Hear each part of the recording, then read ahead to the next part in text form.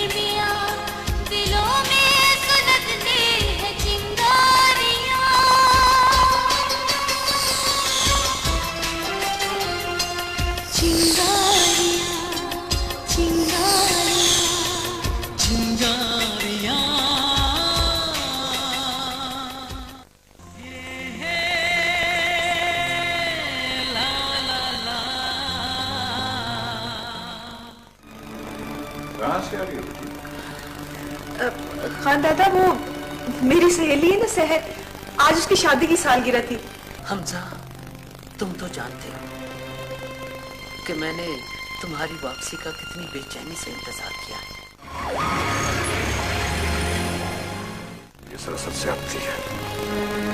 क्या मैं ज्यादती करती हूँ और जो कुछ वो कर रही है वो सब ठीक है? नहीं खान बाबा, आप फिक्र ना करें, मैं पूरी तरह चौकन्ना। मुझे उनसे मिलने का शौक है।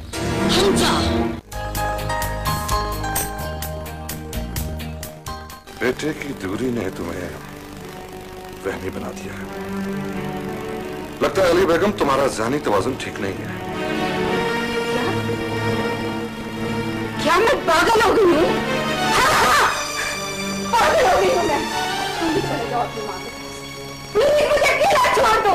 Leave me alone. मैं ये चाहता हूँ कि इलाके में जो कुछ हो रहा है उस पर हमारी नजर होनी चाहिए। मैं हमजा बात कर रहा हूँ। आप?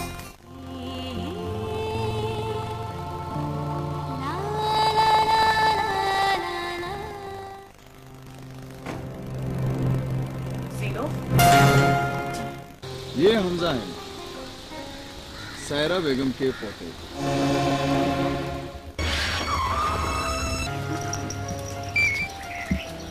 हेलो, अस्सलाम वालेकुम बाबा।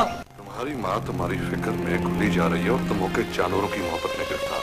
हमें ये बात नहीं भूलनी चाहिए कि वो सायरा बेगम का पोता है और उसकी सारी उम्मीदें उसी से वाबस्ता है। सायरा बेगम अब भी दिल में पुरानी दुश्मनी पाल रही है। ये तो मैं भी जानता हूं कि वो पोता उसका आखिरी हथियार है। आजमा ले उसे। ऐसे छोटे मोटे हथियारों को नाकारा बनाना मैं जानता हूं। अब की बार भी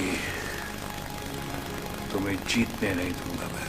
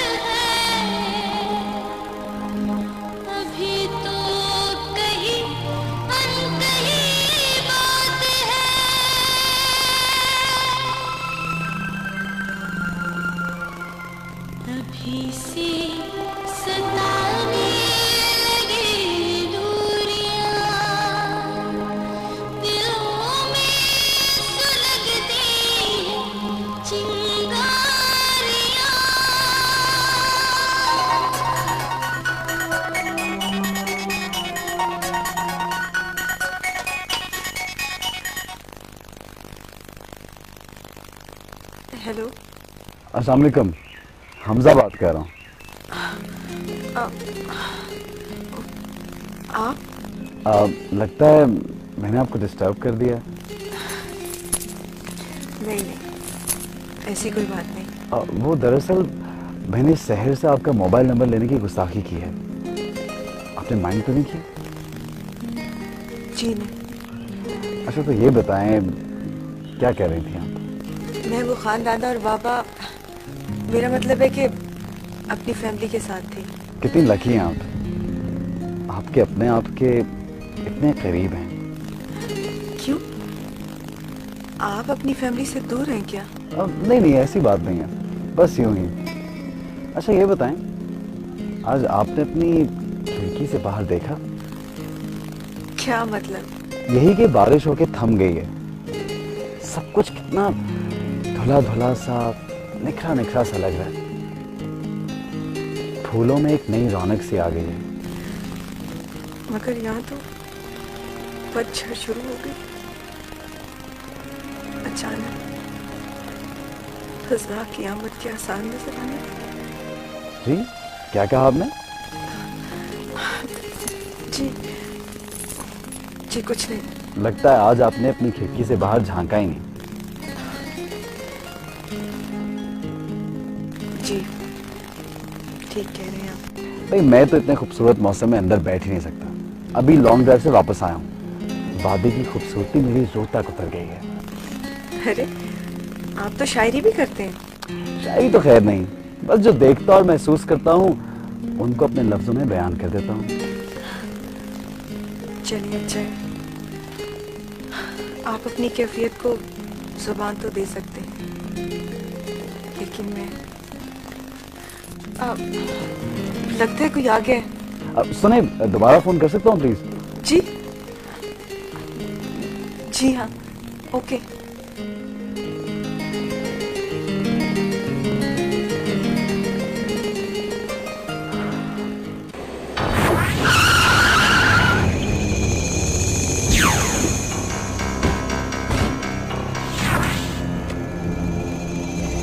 हेरू, तुम यहीं ठहरो। जाने, तुम मेरे साथ आ जाओ।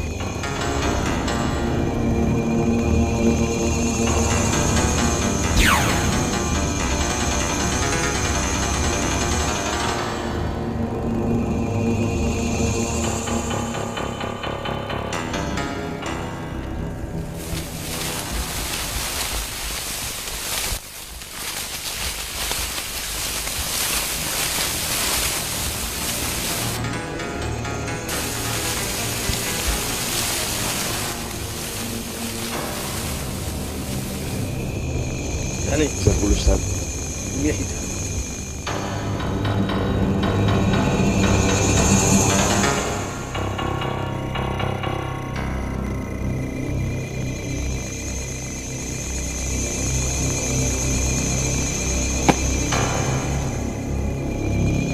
चलो जल्दी करो।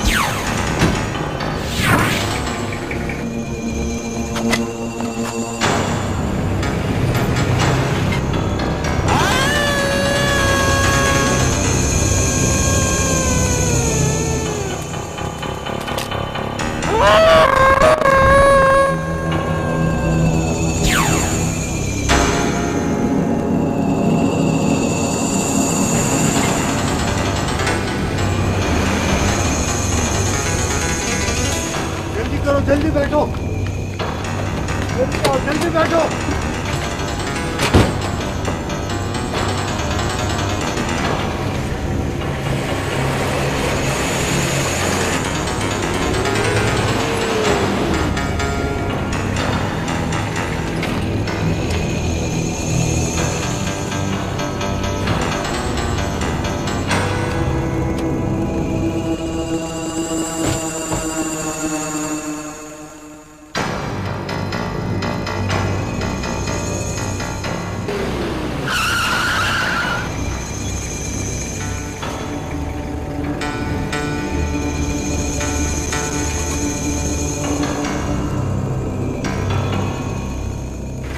गए बच कर नहीं जाएंगे। चलो ढूंढते हैं।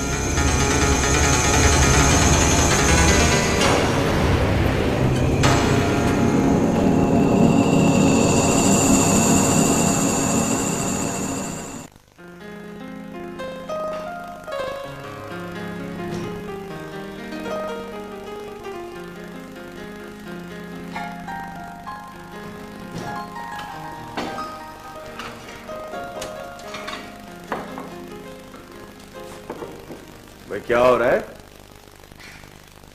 अरे आप आ गए? हाँ भाई आ गया। कोई चाय वाय मिलेगी कि नहीं? बस चाय तैयार ही है।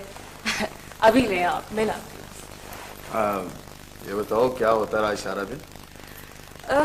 बस कुछ खास नहीं, एक दो फोन किए, कमरे की सेटिंग चेंज की, बस। भाई घर के कामों में इतनी मगन ना हो जाना कि कहीं हमें ही भूल जाओ। जी नहीं, अब ऐसी भी कोई बात नहीं है।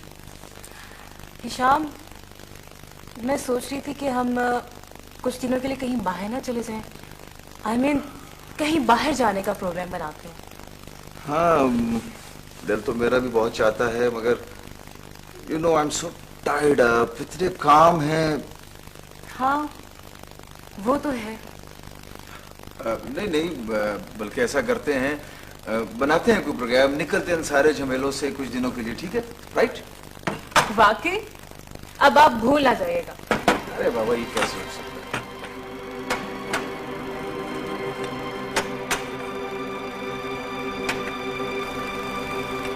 ठीक है, बस तुम जाओ।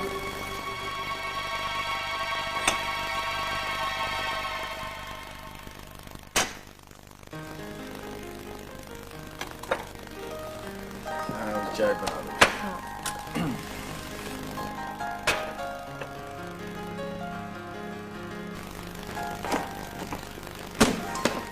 अस्सलाम वालेकुम।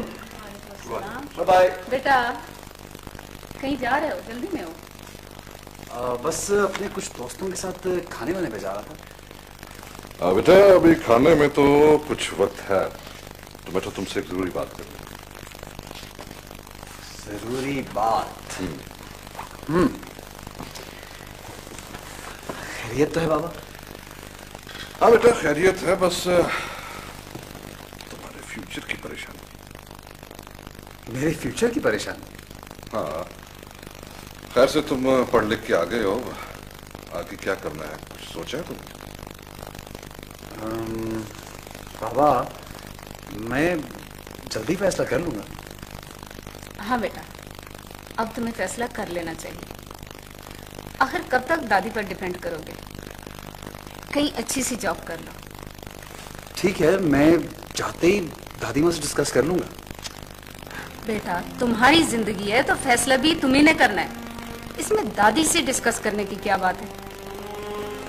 वो तो ठीक है मामा, लेकिन आखिर दादी माँ ने भी तो कुछ सोच रखा होगा ना। माना कि उन्होंने तुम्हें पढ़ने के लिए बाहर भेजा, लेकिन इसका ये मतलब नहीं है कि वो अपना हर फैसला तुम्हारे ऊपर मुसल्लत करें। अब आप ही बताएं, मैं भला दादी माँ को कैसे इग्नोर कर सकता हूँ? तुम कब तक दादी की उंगली पकड़ के चलते रहोगे? Hamza Usman, grow up please. अपने फैसले खुद करना सीखो। बाबा, अब आप ही बताएं, मेरी जिंदगी का इतना अहम फैसला मैं दादी माँ के बगैर कैसे कर सकता हूँ? दादी दादी दादी, कान पक गए मेरे ये नाम सुन सुनकर। हम भी तुम्हारे कुछ रखते हैं। मामा, मैंने कब कहा कि आप लोग मेरे कुछ नहीं रखते?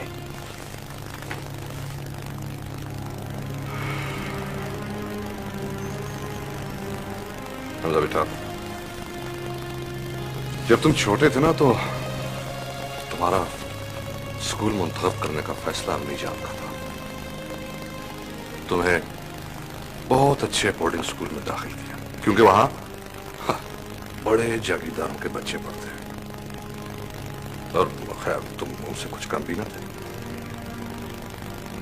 छुट्टियों में तुम्हें अब्रॉड ले जाने का फैसला भी उन्हीं का था, और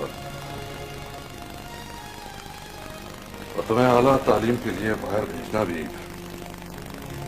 उन्हीं का फैसला था। तुमने तो हमारे साथ बहुत कम वक्त गुजारा।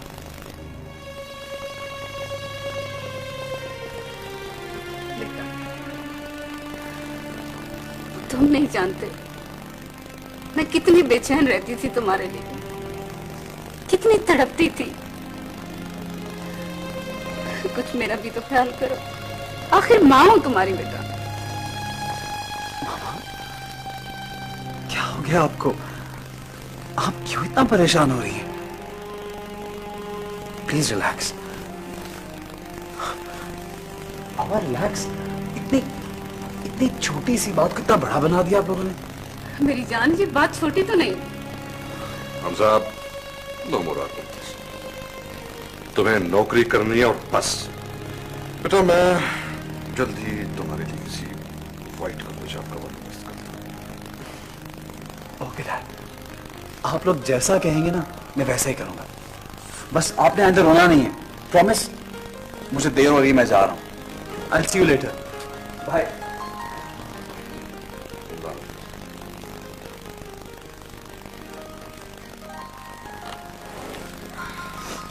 अरे बेगम, तो फिक्र न करो, होगा वही जो हम चाहते हैं।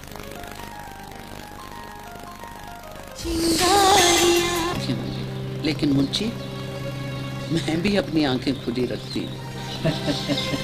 ये इसमें क्या शक है? मुंशी, अब तुम जाओ और पटवारी से बात करो। ठीक है बेगम।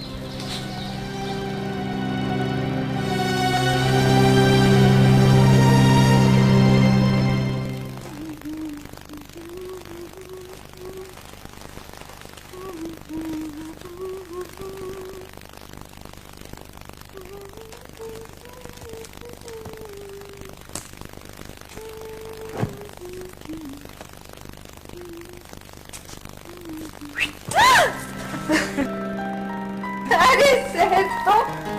हाँ मैं, अच्छा हुआ तुम आ गई, कसम से तुम्हारी बहुत याद आ रही।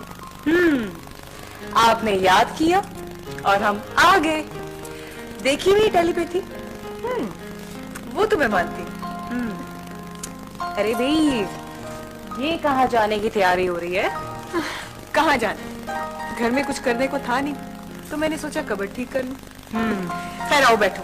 अच्छा, और ये बताओ कि तुम चाय पियोगी या ठंडा? नहीं ना, बैठो गपशप करते हैं। अच्छा ये बताओ कि वहां की क्या खबरें हैं? कहाँ की? अब ज्यादा बनो मत। ये बताओ कि हमजा ने कोई कांटेक्ट किया?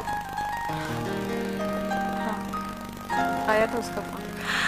सच? क्या कहा उसने? कहना क्या था, बस इधर उधर की बातें। अब ये इधर उधर की बातों से क्या मतलब है? अरे बताओ ना। सर तंग मत करो ना, तुमने ही तो उसे मेरा नंबर दिया था। हाँ भाई, क्योंकि मैं जानती हूँ वो तुम्हें बहुत पसंद करता है। लेकिन तुम अपनी बताओ।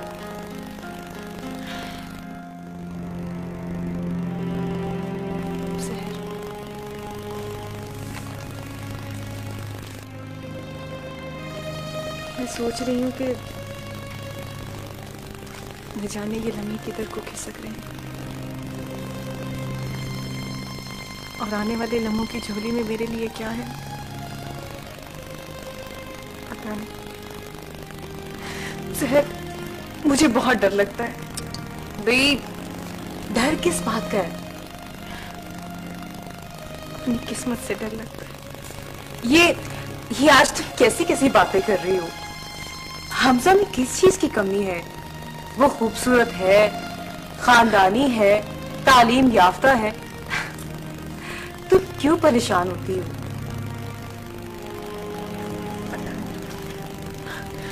खैर छोड़ो, ये बताओ कि हिशाम साहब कैसे हैं? बिल्कुल ठीक है, वो शहर गए हैं। तभी जनाब मेरे पास तशरीफ लाई हैं, है ना? जी नहीं, आप भी तो बहुत याद आती हैं। सर मुझ अच्छा, ऐसा करते हैं कि अभी चाय पीते हैं, इसके बाद वॉक पर चलेंगे, ठीक है? ठीक है, ओके। हाँ जानो खाला, मेरे कमरे में चाय भिजवा, सहर आई है। Okay.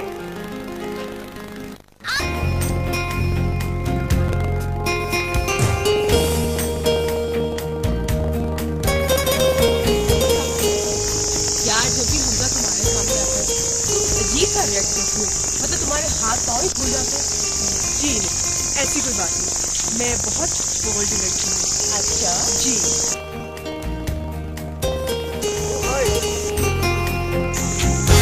Hi, What a pleasant surprise. आप यहाँ कैसे, कब आए आप वापस? आने की खबर भी ना हो। मैं कल ही लौटा हूँ। आप कैसी हैं? जी वो मैं ठीक हूँ।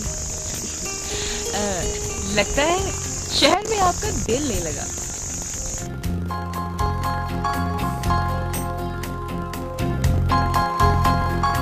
बस कुछ यूं ही समझ लें। वो एक्चुअली दादी माँ काफी उदास हो गई थी। ओह, दादी माँ उदास हो गई थी या आप उदास हो गए थे? वैसे ये जगह भी ऐसी है, यहाँ से जो भी जाता है वापस यही आता है। क्यों हिजाब? मैं ठीक कह रही हूँ।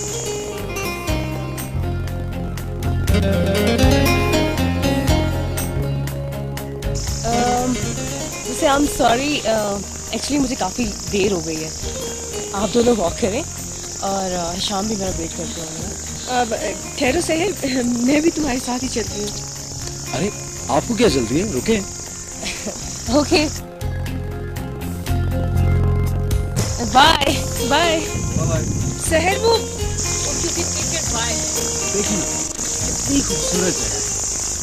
इस खूबसूरती को देखकर दिमाग की ज़रूरत सजदा करना चाहिए। स्काई की तरफ ही देखा, कितना क्लियर, कितना ब्राइट, कहीं नहीं देखा ऐसा आसमान। लगता है आपको इन वादियों और यहाँ के नज़ारे से बड़ी मोहब्बत है। बिल्कुल, मेमोरीज बहुत अच्छी हैं। मेरा सारा बचपन यहीं पे गुजरा। अच्छा, हाँ।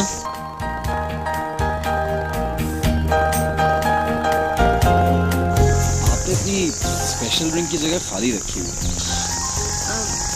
वो अच्छा चलें, आए वहां चलते हैं।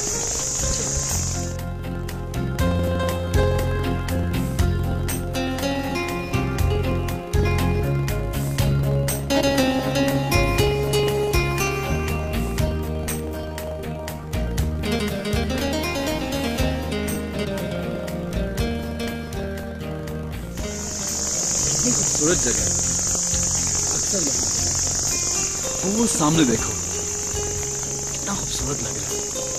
ये महसूस हो रहा है जैसे जैसे जमीन और आसमान एक हो गए। भला जमीन और आसमान एक कैसे हो सकते हैं? ये तो सब दूर से देखने की बात है। हिजाब, बात दूर या नजदीक की नहीं, ये बात महसूस करने की है। तो मुझे लगता है तुम्हारे ख्यालात इन गिरे हुए पत्तों की तरह बिखरे पड़े हैं, जिन्हें हम समेटने की कोशिश कर रहे हैं। और गिरे हुए पत्तों की तरह क्या हकीकत है? इतनी खूबसूरत जगह पे, इतने अच्छे मौसम में, इतनी डिप्रेस बात है। What's wrong? कोई बात है? क्या प्रॉब्लम है? मुझसे शेयर करो ना। नहीं, ऐसी कोई खास बात नहीं। समझ गया, तुम मुझे ये हक नहीं देना चाहते। नहीं हमसाब, ऐसी बात नहीं है। एक्चुअली मैं कहना चाह रही थी कि खैर छोड़ो, कहीं और चलते हैं। चलो।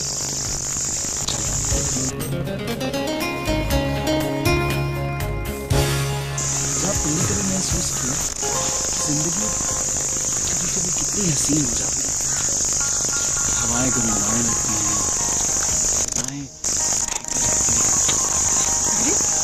आप तो शायरी करने लगे। हाँ, कभी कभी शायरी करने को भी जी जाता है, खासतौर पे जब तुम जैसा हम सफर साथ हो, जिसकी वजह से जिंदगी छूटी। हमारे सामने एक रोशन राह है जहाँ अगर तुम चाहो इस रोशन राह पे मेरे साथ चल सकती हो। मेरे हाथ में अपना हाथ देकर चलोगी?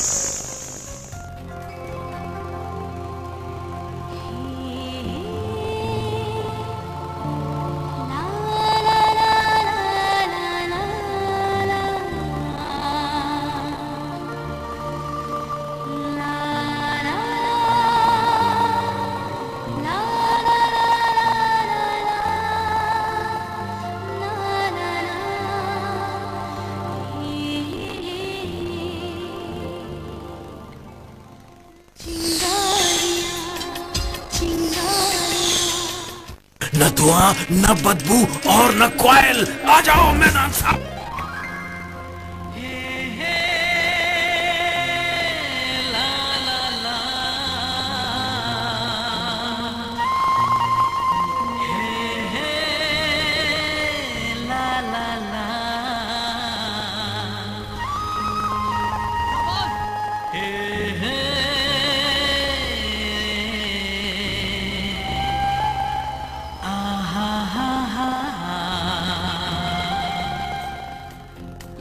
आज मैं बहुत खुश हूँ यार, बहुत खुश हूँ। पूछेगा नहीं क्यों? आज मैंने वो काम कर लिया नहीं कर सका। क्या बोला? उससे सारे मोहब्बत कर दिया। Oh my God, I'm so happy, I'm so happy। अरे यार, घूर क्या रहा है मेरी तरफ? मुबारक नहीं देगा? मुबारक दे रहा है यार। I've done it, I've made it, I'm so happy। Woo! अरे जाबाज, चलना इस खुशी में सेलिब्रेट करते हैं, राइडिंग पे चलते हैं। Come on।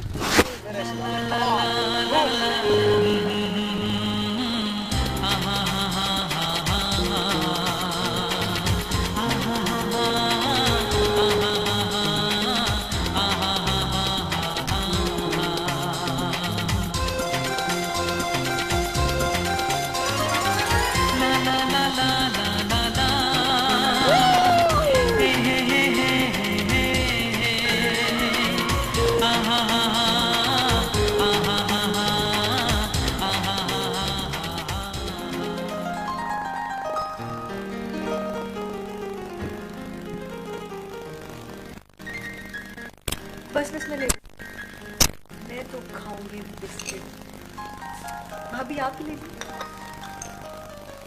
बाबा जानी।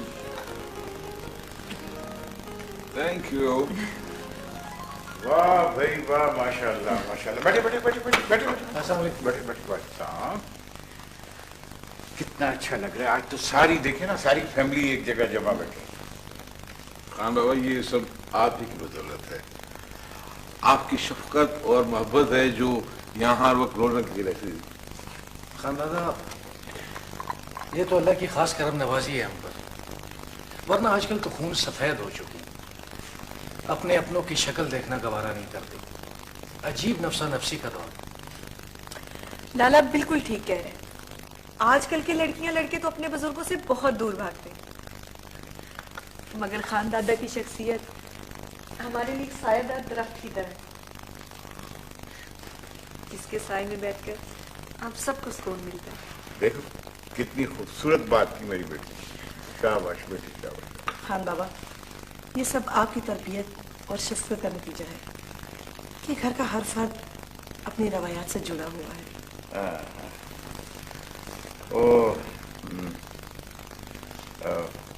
शमरोज, याद आया वो तुम कुछ सड़क के बारे में कह रहे थे, क्या बना उसका? हाँ बाबा, वो बात सही निकली जो हमने सुनी थी। ये तो तय है कि सड़क उसी जमीन पर से गुजरेगी। इस सूरत में तो उस जमीन की कीमत बहुत ज्यादा बढ़ जाएगी। ये ठीक बात है, इसीलिए तो सायरा बेगम ने भी अपनी नकलो हरकत तेज कर दी। कैसी नकलो हरकत? उसका मुंशी पटवार खाने के चक्कर लगा है, और सायरा बेगम ये बात अच्छी तरह जानती है कि सड़क के गुजरने के बाद उस जमीन की कीमत बढ़ जाएगी, बल्कि मुंह मांगी मिलेगी। छोड़ो यार, वो भला क्या कर सकती है? जमीन तो हमारे कब्जे में है ना। खानदादा, मैं रोज कह रही थी कि उस जमीन में सायरा बेगम का भी हिस्सा है।